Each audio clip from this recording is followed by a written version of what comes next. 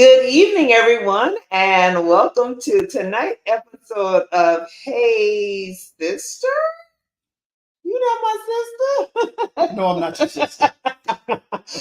Yes, as I said, my sister is traveling internationally for work, so we definitely want to say a prayer for her. And so tonight, I'm excited to be joined by one of our favorite misters, my husband, Jeffrey Sloan. Hey, husband. Thank you, baby. Hey, husband, how you doing? I'm doing fine. I'm doing just great now. Just great. Well, let's give a cheers to the folks. We're gonna get you a little cheers to the holiday season. Yes. So we are here tonight and we are looking forward. Hold on. Okay. When you cheer, you have to drink. Oh, okay. I'm sorry. I was gonna keep talking, so let me take my sip. Get you a sip. I'm a disruptor tonight, so.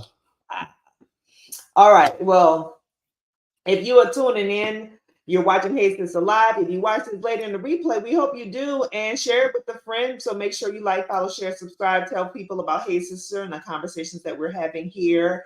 And join the conversation tonight in the comments. So we want you to be involved as we have a conversation about marriage with children.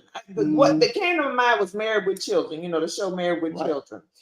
But in typical Hey Sister fashion, we start off with a couple of hot topics. So the first is a rest in peace to the first woman to sit on the Supreme Court, Sandra Day O'Connor. Whether you agree with her politics or not, she definitely was a trailblazer. She was a trailblazer in even the conversation around Alzheimer's disease nationally, as her husband suffered from Alzheimer's disease, and she stepped away, which some people may have thought abruptly, because other people stay till on the court till they die, it seems. Right. And she stepped away to take care of her husband, and I thought it was apropos for our conversation tonight. But she's, in our age range, she was it. She was it. Yeah. She was, as you said, a trailblazer. And, one thing that gets missed with her, even though she was a Republican, she did uphold the law as written as far as Roe v. Wade.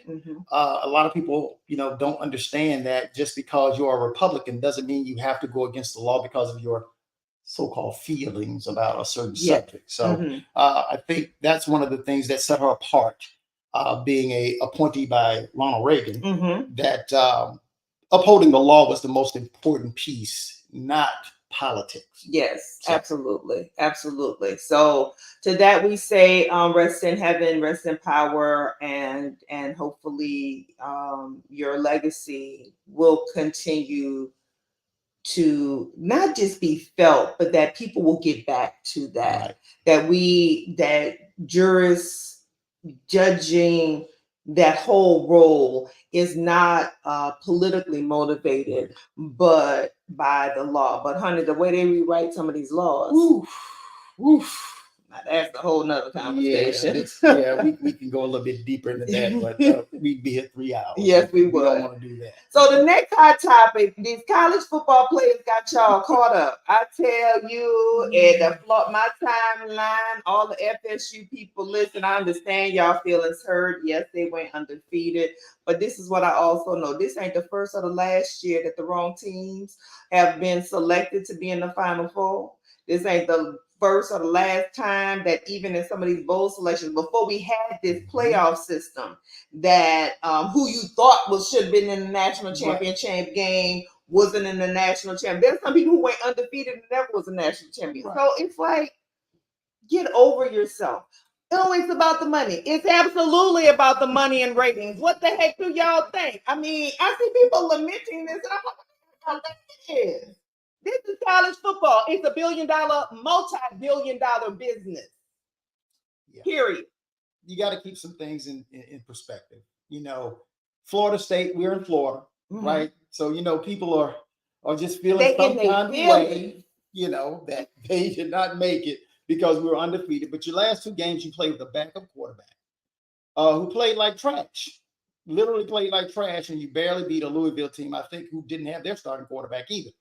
So the whole goal of this is to put the 4 best teams at this point in time in the season into the playoffs. And I think they got it right. Now, some people would argue that maybe Texas shouldn't have made it with Georgia, but Texas did beat Alabama earlier this year, so I can understand it. So just wait till next year when it's 12 teams, and then you can argue about the 13th and 14th team not getting in.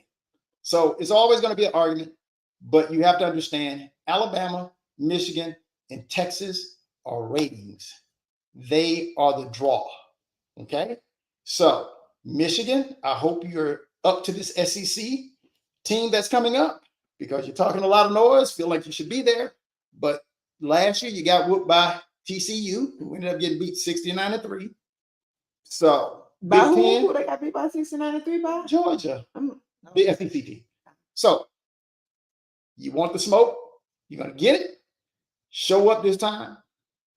All I can say is probably should have been 2 SEC teams in, but that's neither here nor there. That's subjective also. It is subjective. It's all subjective. But one thing we know for sure that in the words of Wu-Tang, cash rules everything around me. Dollar bill, y'all. And it's about the dollar. Sorry, FSU. Oh, and by the way, FSU, you're probably going to play Georgia in the Orange Bowl or the Sugar Bowl. So you get a chance to show if you're really up to it. Let's see. Yeah. Because if y'all stay undefeated, then I think you have a better argument. Right. Let's see. Yes, always follow the money, honey. The money, always. Yes. And look, and Jody ain't too proud. She's a Go Tiger. She's a Clemson Tiger. She's like, I am not pleased by this decision. Not in it. Anywho, well, those are our hot topics for this evening. But we want to dive into, listen, in November, we celebrated our 24th. Yeah. Now that we can cheers to that. 24 years. Yes.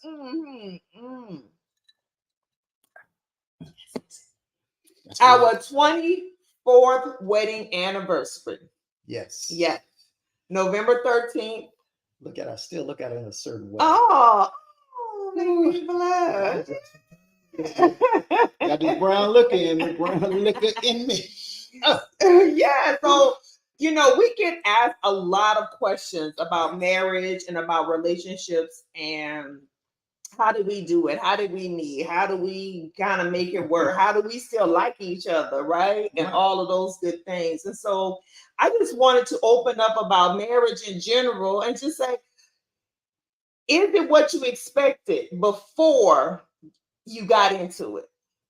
You got 24 years in the game now. Believe it or not, it's better than what I expected. Okay, tell us more. And the reason being, I've had best friends in life, right?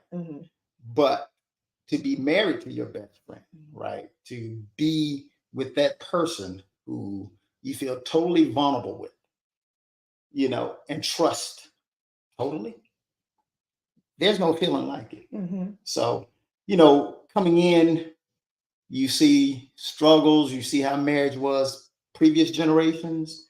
We've had a chance to kind of go through this life and see those things. And so you have some deep-seated beliefs about what marriage should be.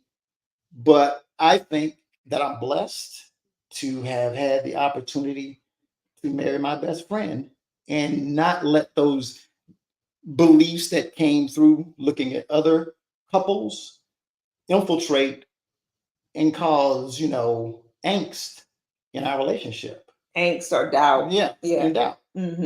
I know we've said day one, we in it to win it.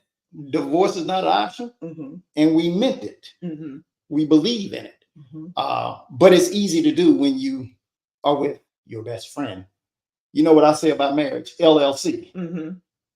Love, like, and a contract. All right, put that in the comments, the production assistant. Love, like, and a contract. Okay, tell me more about love, like, and a contract. Love, it comes, love is that feeling that you get, as I said, the trust that has been built. Like, I like being around you. Right? I don't like going to a club without my wife. Some people might say, oh, that's kind of strange. No, it's not.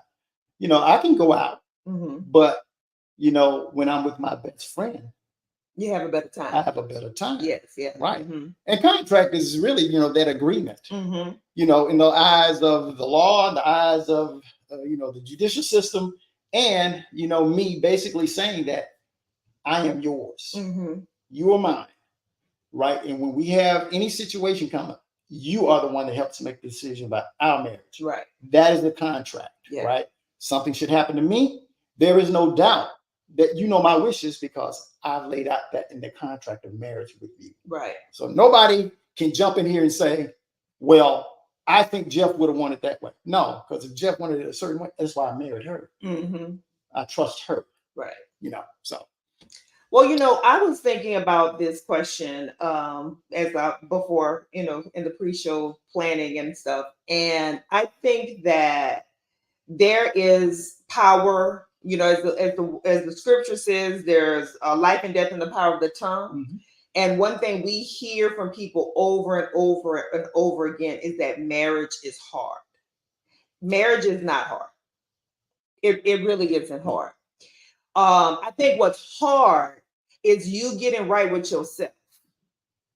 And most people, the relationship struggles come in because there's often internal conflict that people haven't fully resolved, or they may be evolving and maturing and they're dealing with stuff internally that they don't think that maybe they don't have that friendship where they can have that conversation. Because if you cannot have a conversation with your spouse about everything, good, bad, stink, if you cannot have a conversation about everything, we mess up all the time.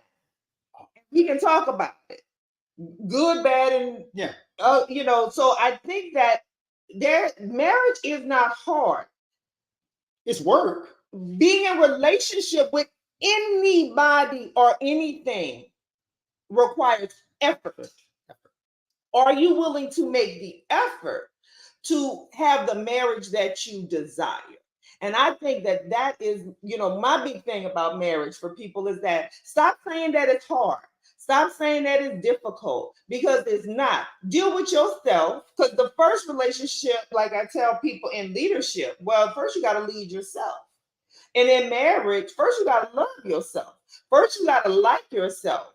You got to like your own company. And I think people look at us sometimes because you be doing your thing, I do my thing, and we can live very independent, but we're interdependent. And I don't have to be all up on you, and you don't have to be all up on me.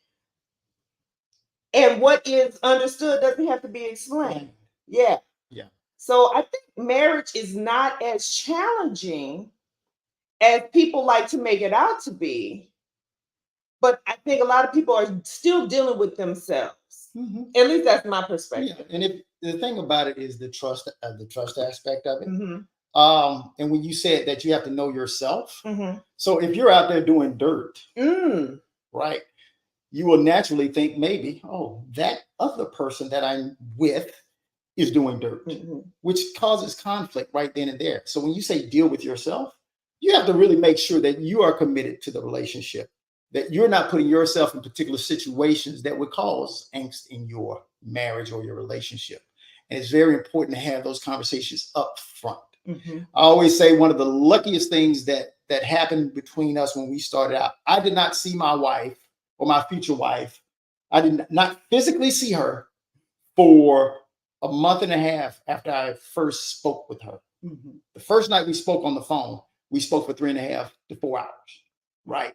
And I did not speak to her again. I mean, I didn't physically see her until March 6th, which is approximately a month and a half after that. Yeah. So we got a chance to become friends without the specter of distraction, the distraction of this tall, slim thing walking around with tight jeans, reaching in front of me and that pretty face. Right. Oh, no.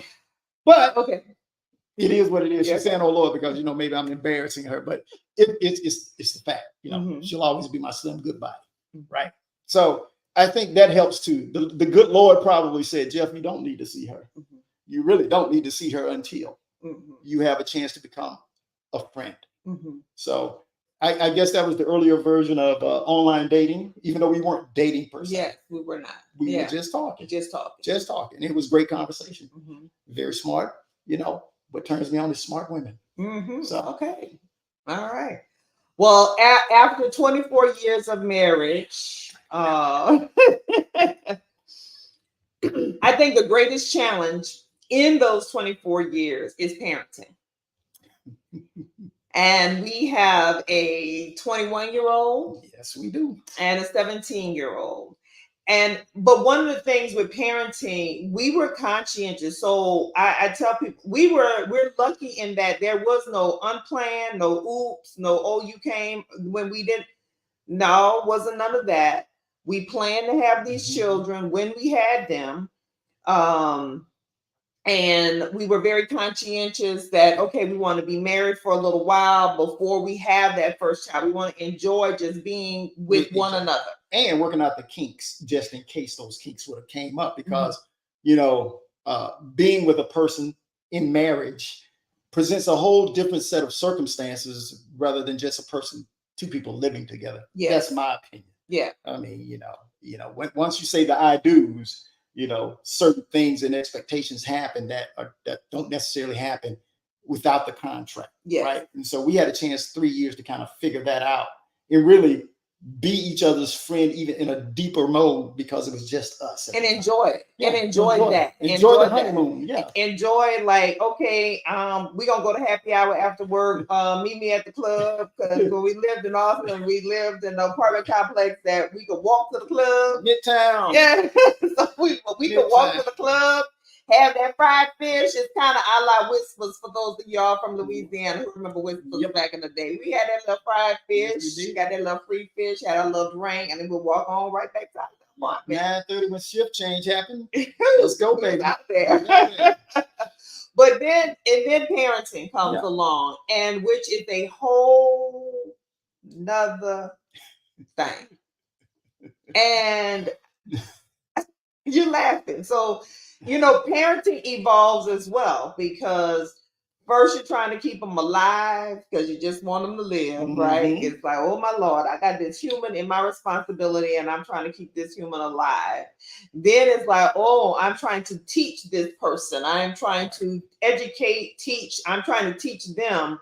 And then it's like, okay, now I'm trying to guide and direct and coach and help them make their own decisions. And then it's like, okay, and you're still kind of more in a coaching mode, more in a, well, how can I support you type of mode. So parenting is definitely an evolution, but I think parenting is the most challenging part of marriage. Yes, because you have to give yourself of another person or persons, which may take away from that first person that you're loving in this particular relationship. Yeah.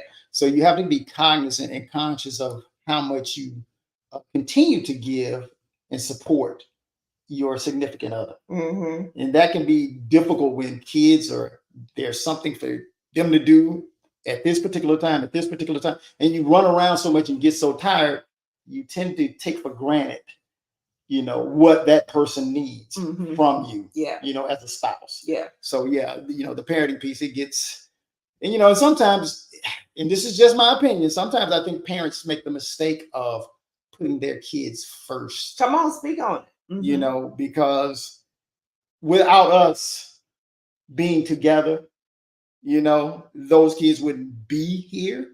I say it's a certain order that has to be held in the household.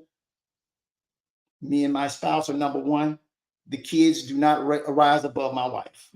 And some of the times that I get the most frustrated with my children is when I feel that they're disrespecting my spouse. Sometimes trying to play us against each other. Say one thing to one, say one thing to the other. That doesn't go well with me. And so, I get that Mississippi East End, 17th, 13th, 16th Street raised Alice Sloan type vim and vigor comes out with my children. Not saying it's always right, but still, that becomes one of those sore points with me with the kids. And I don't know where we heard it, but we heard it. I don't know where we heard this. Can't remember what show or whatever, but they talked about kind of that order.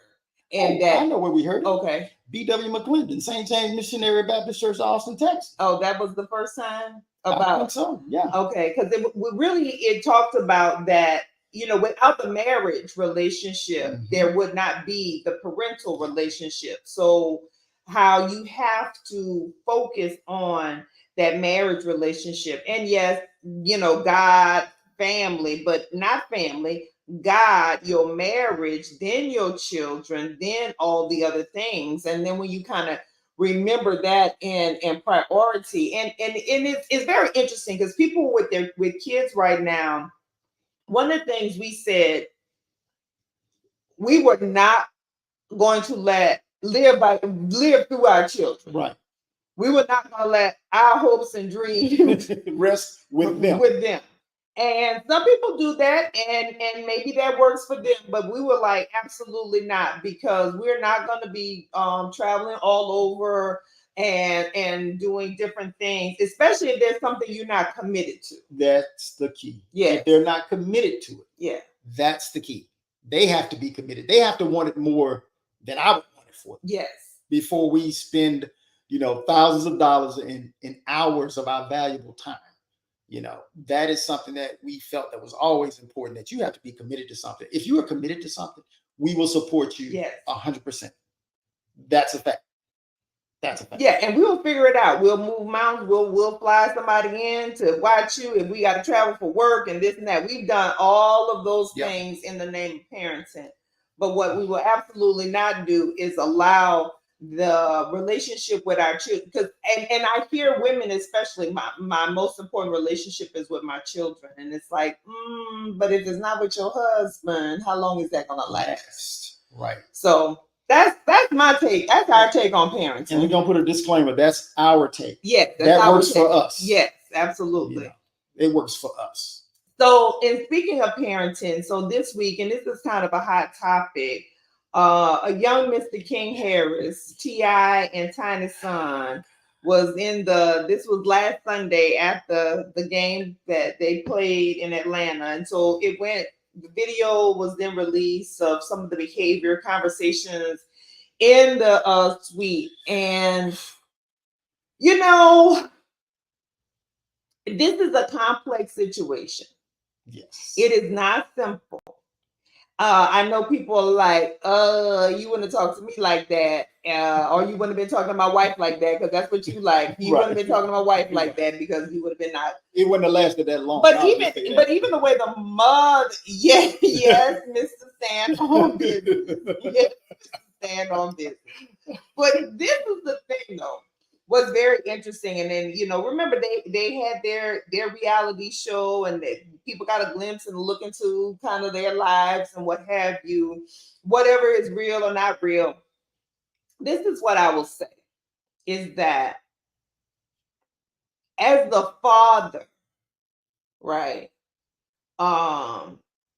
there was times in all of those children's lives, and I can't remember how old this young man is, but there were times in all of those children's lives where their father was absent.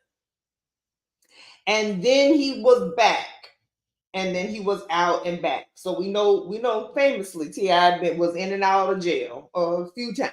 Yeah. Still doing his rap thing, still doing whatever, but still in and out. We also don't know whatever other dynamics in the relationship. Right. Well, we know what is circulated in media and whatever. It is difficult when you're in and out to then exert yourself as the parent. And it creates confusion. It creates go ahead. Especially if there is not an agreement between the two parents about how to handle certain situations. And sometimes, you have to have those situations together before it is passed down to the child. Yeah. It's not good to have those conversations where it may be a disagreement between the two parents about the right path to go, and then have that play out in front of the kids. Yeah. It's always good to have that conversation. Okay, King, we'll get back with you, but me and you, we about to have a conversation, and then we're going to come to a solution, and not have everybody else in it, and not have cameras in it, and not have all the stuff. Set your boundaries, because everybody can't be in your household making those decisions. Yes. They may have an opinion, but sometimes you have to say those opinions don't count at this point in time. Yeah. Me and the wife have decided what we're going to do when it involves those children right there. Yeah. Have your opinion, but that's it. Yeah. We're not going to go back and forth. Yeah. But there's a lot more that's going on in this situation. There's obviously, different perspectives and points of view.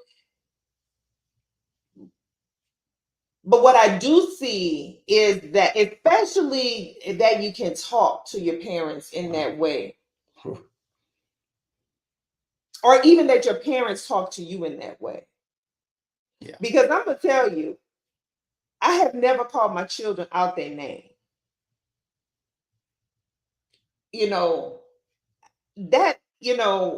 Whether you like using nigga or not, I'm not calling my son that. And so that nigga you this and nigga that, and I'm like, but you're talking to your child. Yeah. Like, so there's a whole lot of stuff, and I know vernacular, whatever, but there is something to that. And or like women calling their daughter bitch, like, what? We don't do that. We don't do that. So there's other struggles and pains and stripes. And so, as we said, parenting is probably the greatest challenge in marriage. And there are times, like you said, we have to have private conversations. There are times when I question myself. Well, did I do this right? Did I do this wrong? And we have conversations about that. Am I being good enough as a parent? I have these conversations. Have I done enough? And you laughing at me. But I have these conversations because what I don't want, my goal, I think our goal was to raise healthy, whole, WHOLE, and competent, confident, and contributing human beings. Yep. That you actually will be able to use the gifts that God gave you, and you will be able to have an impact on this world. As the old people would say, use the good things that God gave you and make decisions and not out here messing up. Right. And, it's funny, my wife, her previous statement about, questioning herself, over the past few weeks, we've talked about this. We have to give ourselves grace, at least our generation does, because this is one of those few times where, our parents couldn't teach us how to raise kids in this new era here. Mm-hmm. So we have no role models on how to, raise a child where you've been able to give them some of the experiences that you had never dreamed about, right? Having disposable and discretionary income so they can be, exposed to different cultures, traveling over the world, the United States, everywhere. And, not having to worry about lights getting cut off, water being cut off, being hungry, eating mayonnaise sandwiches. They never had to worry about those things. And so, and even when they said they ain't got no food in here, plenty of food. I could go in here and cook something, and then they'd be like, "Oh, it was there." Yeah. So it's a thing where, the struggle with our generation is, how much to give, how much to hold back, create struggles. I think I heard that on someone said, creating a struggle for your kids when there really isn't a struggle there, so they'll be able to handle and cope in situations going forward, when tough times do hit, because we're not going to always be there. Mm-hmm. There may be situations where we can't get on, get in the car and go get them as soon as possible. They have to learn how to cope, and this is a generation, that are being taught by parents who really, don't know how to maneuver it yet. We're still learning. Mm-hmm. Hopefully they'll know how to parent their kids better, because they have been exposed to certain things. They've never had to really suffer and struggle with material things at all. So, we have to give ourselves grace. I agree with that. Yeah. I mean, we got to give ourselves grace with everything anyway. But I also think that, you make a very valid point. I think there are basics and foundational things. Yeah. Right. So unconditional love it goes without question. Boundaries and discipline, I think, also go without question. That's probably where we as parents, I think, fell short the most in. And I'm not talking about like I'm talking about discipline of habits. Like we didn't make them make their beds every day. Right. That was a mistake. I can attest to that right now. Like some things we didn't make them do every day. Now, yes, I will still look at them like, did you brush your teeth? Did you comb your hair? Did you put deodorant on? Like those things.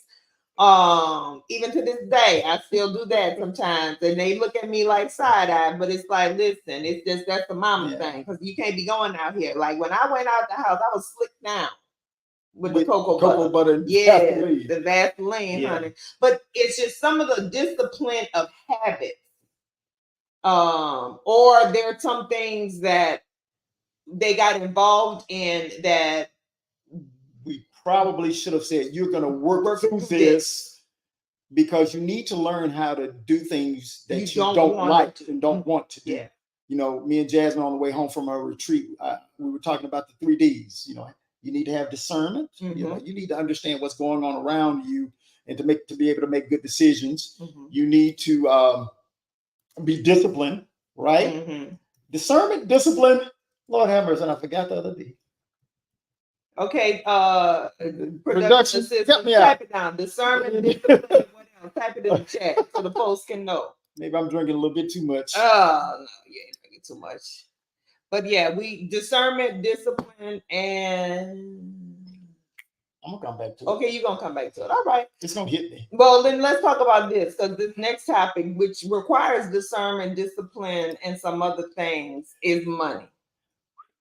So money and issues around money are like the number one thing that causes issues within marriages. Discretion. Come on with it. Discernment. Yes. Discernment, discretion, and discipline. Come on with it. Yes. And when you're dealing with money, you sure got to have all 3 of them. Yes, you do. So let's talk about money. So we look different in that thing on money than a lot of people.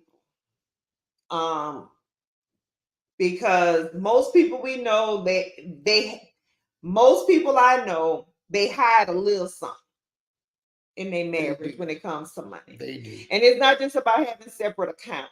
They hide a little something on the side. We never did that. Never. Yeah. We had joint bank accounts. Once the I-do's happened, we had joint bank accounts. So everybody saw where the money was going. Yes. Right. Now, she did allow me to have a little bank account to the side for my golf, but it is nothing. I ain't allow you. You did all you can do that on your own because you're a grown man. But didn't I tell you? But we talked about it. Right. Exactly. Like, I'm gonna have this direct deposit go over here because this is for me. And it's hard to surprise a person with anything if you can't hide the money. If the money is right there in front of her face, well, once you take $2,000, then you got to force me to lie if it's a surprise. Because I know for her Jubilee birthday, I had to jump through hoops to get that taken care of. But it got taken care of. Yeah, it did. And I was surprised. But Lord Jesus. So let's talk about money. Listen, as we said, if you cannot talk about everything, and so when we first got married, we both had debt, student loan debt. Yep. Before we talked about that. How much are you in debt? What's your credit score like? What's going on here? Why'd you do it like this? Okay. Yeah. We had that conversation. You got to have conversations about how you will handle, how you will deal. Now, listen, we've been in and out of debt multiple times. Like, well, we've had lots of credit card debt. We've paid it all off. We've had it again, paid it all off. Whenever we moved to a different city, we end up acquiring things, always traveling home. We made some decisions about traveling home, and we're like, okay, well, we'll just deal with the consequences of that later. So we've gone up and down, in and out about that, but we've always had plans. Yeah. Right. And I think that, looking at the big picture, what's our plan? And working that plan. And we've had financial advisors along the way, and we've done different things along the way. But we also have some shared and common goals as well. Because money is a tool, money is an instrument. And if you're in this society, and especially in this capitalistic society, you can lose sight of it being a tool and an instrument, and it become a whole pursuit. Right. And if it is the whole pursuit, then you're missing out on life. I believe that. So we made some decisions about early on about how we would handle certain things, and sometimes I get mad at him like. And sometimes he look at me like, really? Yeah. And we both can be impulsive. We are very impulsive, and we're impulsive when I say we're impulsive in a good way, because we tend to like to help people out. Yes. And we have this thing about, if a person says, well, can I borrow this? Now everybody don't ask us for no money now, just because we just assume that we're not going to get it back. We treat it like it's going to be a gift, because we're not going to give you what we can't afford to lose. Right. So that's one of the discussions that we've had too. We had to make that decision. And so we stand on that. Yeah. Yeah. We're not going to give you what we can't afford to lose. Yes. Or to not get back. So that's one of those things that's very important to have a discussion about. As Kitty said early on, you have to talk about money. You have to talk about finances. You have to talk about, people need to know where things are just in case something happens to you. Yes. Right. There should not be any surprises. Okay. No surprises. When it comes to making big decisions, you don't wake up one day and say, man, what is this new car come out here? No. You do know we need a new roof or something, right? Yeah. Something for the household. But, I think that has helped us, lighten the load as far as this so-called pressure of being married, and why it's not so hard for us. Yeah. But I think that if you cannot have honest dialogue about money, your relationship with money, your relationship with money when you grew up, and how it informs the decisions and choices you make today, and how that influences and impact your relationship, then I think then there will be challenges, and there will be struggles around that, but it doesn't have to be. And so I encourage people, be honest with yourself about how you manage money. And if you're not good at it, then get somebody that is good at it. Right. And if you're a couple and you're not good at it, find somebody that can help you and be good at it, because you can get good at it. It's a habit, it's a behavior, it's a practice. And every decision won't be perfect, but every decision should give you new information. You should learn something that your progress. Sometimes you need that third party, like a financial advisor, to tell both of you, okay, you two know better. We're not letting this happen again. These are the steps that you have to take to get to here. And this is the discipline piece. Yeah. And let them enforce the discipline. Especially if you're impulsive like us. Yeah. You need somebody to say, nope. And I know sometimes you don't want to humble yourself to someone else outside of, but you hire that person for a reason. Right. So they are the experts. Make sure that you trust them to do right by you. And if you trust them, then follow their advice when it comes to your money, especially if you are the impulsive type like us, or as Demetria said, that you have some long-standing issues from way back when you grew up. Because if you're not used to something or used to having this amount of money, you may go crazy. But even if you even if it's good habits, they can become toxic.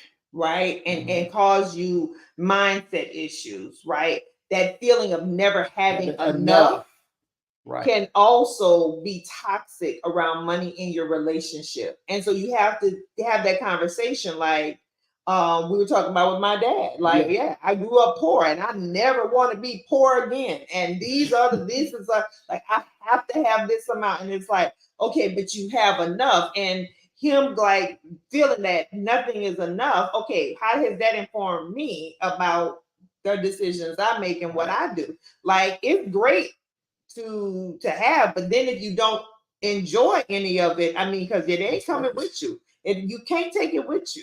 So and if you don't have plans in place to leave a legacy and leave it behind to do certain things once you are no longer here, then what was it all for in the first place? Right. So all of those things are conversations around money that I think are critical for couples to have in when you are married with children and thinking about the future. Now let's talk about family. You mentioned B.W. McClendon earlier. Shout out Pastor B.W. McClendon, our bishop. I think he Bishop B.W. McClendon. I don't know, but all I know is he told us, you handle your family. And you handle your family. That is. Don't you go over there and tell her family what they need to be doing. Because guess what? You the outsider up in here. And to keep and maintain harmony, you let her handle her family's issues and you handle your family's issues. Amen. Okay. Like Clyde said, hey, they known her all their life. They just meeting you. And 24 years later. Well, 24 years later, you know. They'll take him over me at this point. That's the lie they say. That's what they tell me. They'll ask, like, what did you do wrong, Kitty? I don't know. Listen, you know, a lot of our impulsiveness around some of our financial decisions, and they're not really financial decisions, we're around family. Yeah. Like we gotta go do this, or we gotta go do this, or we gotta help somebody with this, or we gotta give somebody this. But we first. Yeah. And I think that has helped us putting our relationship first. So that whole leave and cleave thing is for real. So leaving the home and cleaving to your spouse, we took that very seriously. Yeah. And but also we are lucky in that our parents never tried to interfere with our relationship. Not at all. Yeah. So that is hugely important. Right. Or even extended family. Yeah. But I think also because we were real clear on that people know they can't try it. Right. You know, you're not going to influence anything here. Yeah. Because we've already discussed it. Yeah. We've already had conversation about this, this, and this. And we, as you said, we are very clear about what we're going to do. We're clear about our path. And we're clear about how we move. So I think people don't even try. When people are clear about how you move, they don't even try it. Yeah. So folks don't try us. Yeah. They can talk about it behind your back or over here in the corner about what we're doing. But we know, we have a clear vision about what we want to do. And so I think that helps also, that they understand that we've had these conversations. We are thick as thieves. Mm-hmm. We are like peanut butter and jelly, you know. And you talked about vision, and I know people think, they were like, oh, she got Jeff over there doing a vision and mission statement for their family. Like, and we did that, especially early on. We probably need to revisit it now as we get to this next phase of our relationship. But absolutely, what is the vision you have for yourself as individuals? What is the vision do you have as a couple? What is the vision that you have for your family once you had children? I used to get the kids involved and they would look at their mama's side eye. But, you know, the people perish without a vision. So we have to have a vision of this relationship, of this marriage. Yeah, because that orders your steps. It orders your steps. And I mean in everything you do, from how we eat, how we exercise, how we intimacy, it informs everything. Like, what is the vision for your relationship? And if you don't have a vision for your relationship and you're married and you're just going through the motions, I say pause and sit down, and y'all need to sit down and think about, okay, when people talk about us, what do we want them to say? Right. And we early on came to the agreement that what we wanted people to say about us is that they helped other people. Right. We wanted to be a role model couple. Yeah. Making sure that people know that we are there for them. Yeah. That we give to them what others have given to us. One other thing that's very important too, and I tell couples all the time, young couples especially, do you have a circle of couples, friends, maybe an older couple, your peer couples that you can trust, right? That you can, see what they are doing, the things that they're doing positive around you, to surround you. You don't want to be with toxic couples, right? Because that doesn't do you any good. No. You need role model couples in your life. We've had plenty. I think one of the great things when we were in Austin, Texas, we had about 3, 4, 5 couples that we were all in the same age group, having kids together, that we just enjoyed each other's company and we supported each other. Yeah. Throughout. We got our first practice on what it would be like to have a baby over the house with Tara and David. But they have been there for us all this time. Yeah. Right. That was one of the major things that God put in our lives that helped us along early on in the game. Yeah, absolutely. And now we got couples here, that help us a lot. Everywhere we've been, we've had some good couple friends. And so I think that's very important. So now we're kind of in this thing a little deep, and that sandwich generation. And so some of you who are our contemporaries and peers have even younger children than we have. And that sandwich generation where your parents are aging, they may be dealing with some chronic illness. This is tough, and this puts a strain on relationships. And so how are we navigating this sandwich generation thing? Well, I'll say that I'm blessed to have my older brother and older sister at home, and then my younger sister is only 90 miles away. To be there for my mom. I try to go in once every 2 or 3 months to stay about 7 to 10 days, to kind of give everybody a break. But I am so blessed, and everybody doesn't have this, to have siblings who are there on the ground, But it does get tough because, when you're going home, that's not the person that you remember. You're seeing, these things happening. Yeah, it's a tough deal. It's a tough deal. And so your mother is dealing with is living with Alzheimer's right now. Yeah, exactly. So, but as I said, it's God's blessing to have siblings there. I don't know how a person could do it remotely. If they weren't there, I do have flexibility to go and work from home and to be there. And maybe even do it a little bit more when the kids are out of the house. But we both have flexibility to do that. So that's part of the job.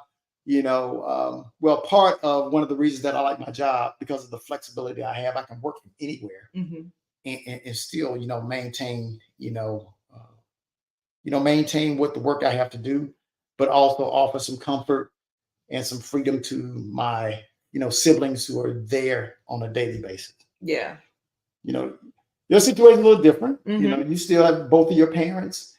They are still, active. They're still active. So we have time to kind of plan. And physically changing. We definitely notice those physical changes. Yeah. And them children, they just don't want to listen. That's what I said about my parents. Them children don't want to listen. That's all I can say.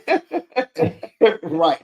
Because, they still feel that they have life and I'm grown. Yeah. And they do have life. They grown, but sometimes you like, listen. Hey, my mama said she's still grown. I know. It's tough. And we'll still whoop you. Yeah. It's like, okay. Yes. So it is a challenge. Now, our children, like I said, are a little older. So in terms of the care that we're having to give to them, it looks different. But those of us who have friends whose children are still younger and they're dealing with aging parents who may be having a chronic illness, or you're seeing them they're slowing down, physical changes, which comes with a whole slew of other things that considerations. It is tough. Being in the sandwich generation is a very difficult place to be. It does put strains on relationships and marriage, but this is another big area that you have to have a conversation about. Well, what is it going to look like if I have to go and stay with my parents?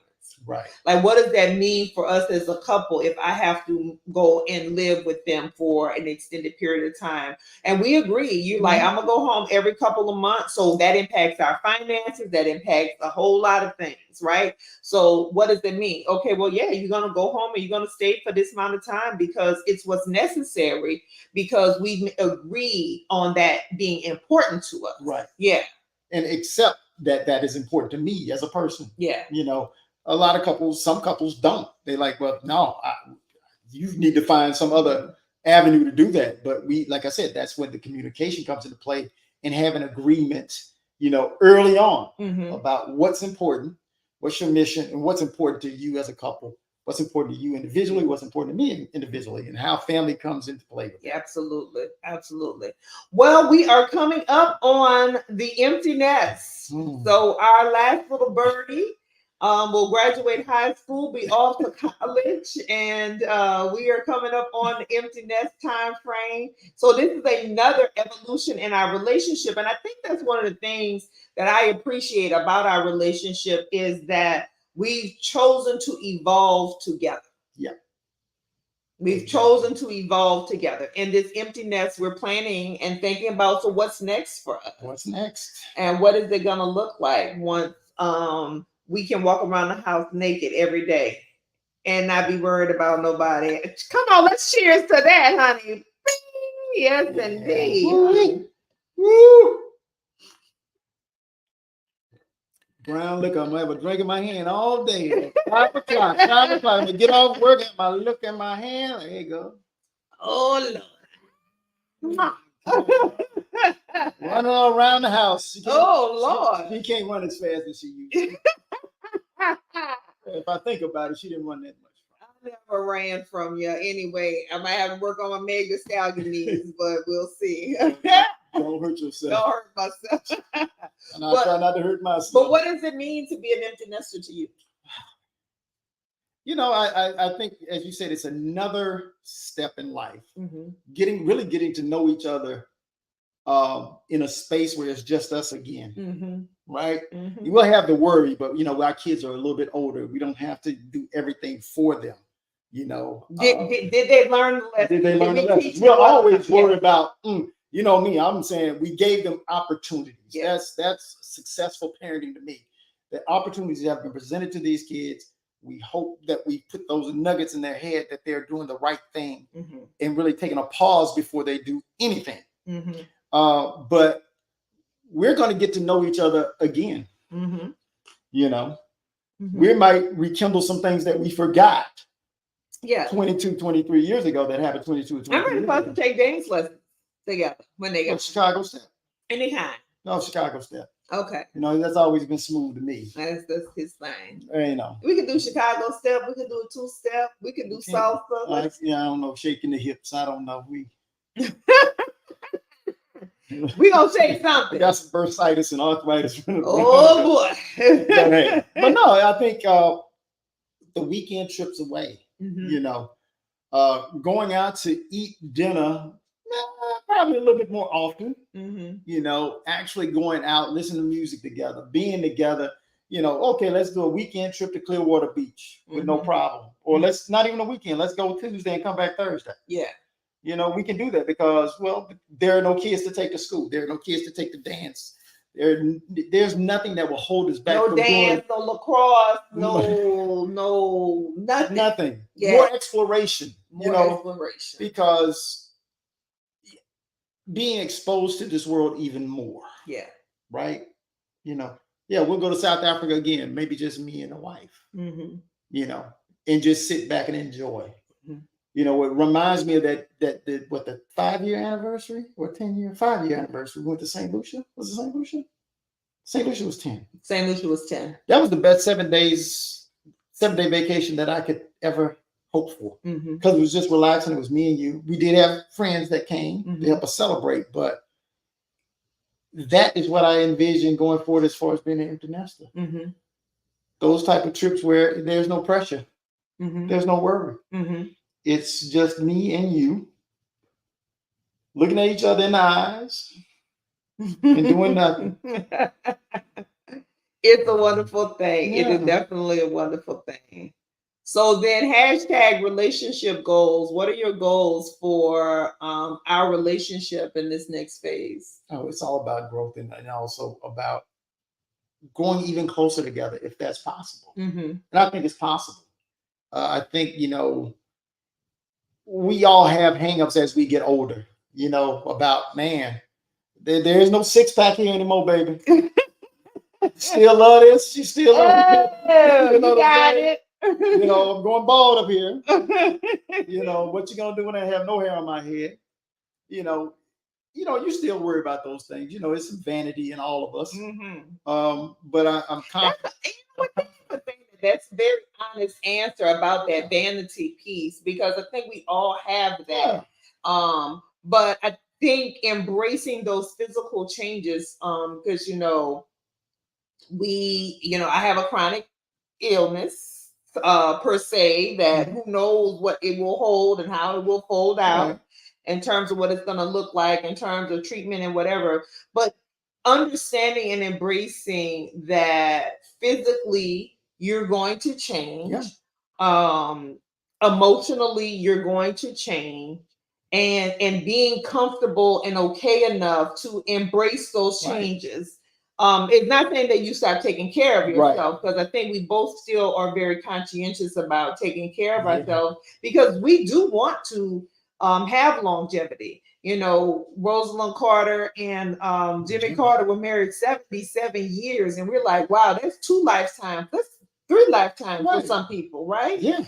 And so we want to really like each other and enjoy each other's company. At least I do. Regardless of what age and stage, and see the beauty in that. Right. So, May, June of next year, that's when it begins. That's when, that last one gets out the house and goes off to college, God willing. We're excited about that. And, I've been joking over the past week or so. We got at least 1 year. When kids graduate college, it's rough out here. We might have one coming back. You never know. And I'm okay with that. Yeah. As we talked about, I'm okay with multi-generational households. I think that we were sold a bill of goods about this American dream. And so but what does that look like for us? Exactly. That is something we would have to have a conversation and navigate. Of course, because it's always that saying that, you can't have too many grown folks in the house. Right. There are certain rules here, and sometimes when you have too many grown folks, it's about rules, it's about a certain level of respect. Yeah. Right. And I know you're grown, but there are certain things that you shouldn't be doing in front of your mother, your parents, or whatever. But that comes, who holds the purse strings, can change the locks at any time. Yeah. That part. How about that? Just joking, but still, it's something you have to navigate, and hopefully, if it does come to that, we'll work it out. Yeah, absolutely. I'm confident that we'll work it out. I just probably can't walk around with drawers. Yeah. Yeah. Oh well, we got 1 year. I think we got more than 1 year. Yeah. I mean, because regardless, it will probably be a temporary situation. Yeah. Right. We'll probably have to explore too, because we always said we want another house somewhere else. Yeah. Preferably down in New Orleans, since we go there a lot. But those are big decisions that you have to kind of have a discussion about. We know it can happen, but it's like, what does it look like? Do we need something this big? Right. No, not really. Yeah. Well, everybody, thank you for watching us tonight and tuning in. Those of you who watched live, thank you. If you joined in the comments, those of you who watched in the replay, please drop in your comments. Please do. What did I walk in on? Yeah, honey, child, listen. And you can get anything up in here anytime of day. So we appreciate you for tuning in live to Hey Sister and watching. Well, hopefully you'll join us again. My sister again will be traveling, so I have a new guest with us next week. And with that, we are signing off. Good night, everybody. Please forgive me if I was looking at the camera at all times.